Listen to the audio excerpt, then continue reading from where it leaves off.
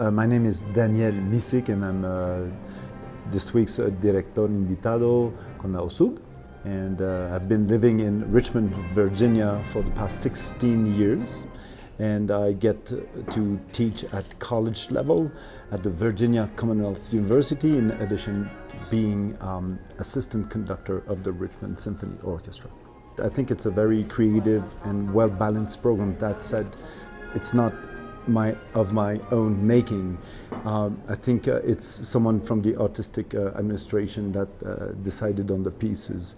And that includes pieces that are not often heard. Pieces such as the Symphony Number 00 by Bruckner. And it's very interesting to see how things unfold in this case, because Bruckner, as I said, was still very young, obviously a student, and was developing, his compositional style.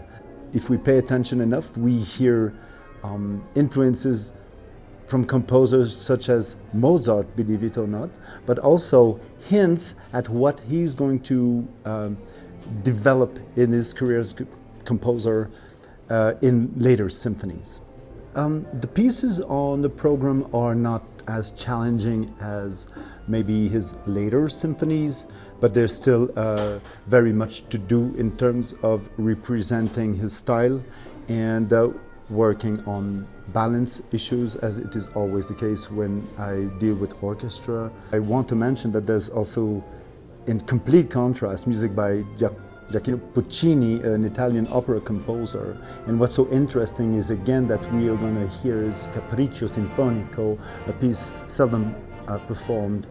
And again, you see where Puccini is going as far as developing his own musical ideas, his own style as a composer, his own control over harmonic progressions that are so typical in his case. I've led the orchestra many times. I think this is my 6th visit.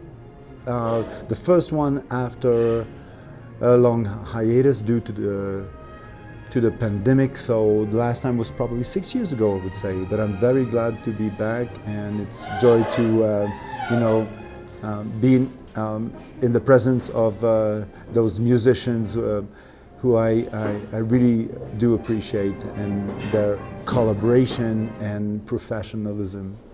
I remember how the orchestra sounded 6 years ago, and the work that they've been putting in, and the effort, and they are more sophisticated than they used to be. So this is clearly a sign of the good work from my predecessor, I believe. Well, you see, I talk to the new generation practically every day in my capacity as an orchestra conductor at Virginia Commonwealth University. So I would like to tell them that to not give up. The odds of getting a job in our field are somewhat limited, but you cannot give up on your dream just because it's difficult, right? So if you're really interested in making a difference in society by becoming a professional in the field, go for it, but be very committed.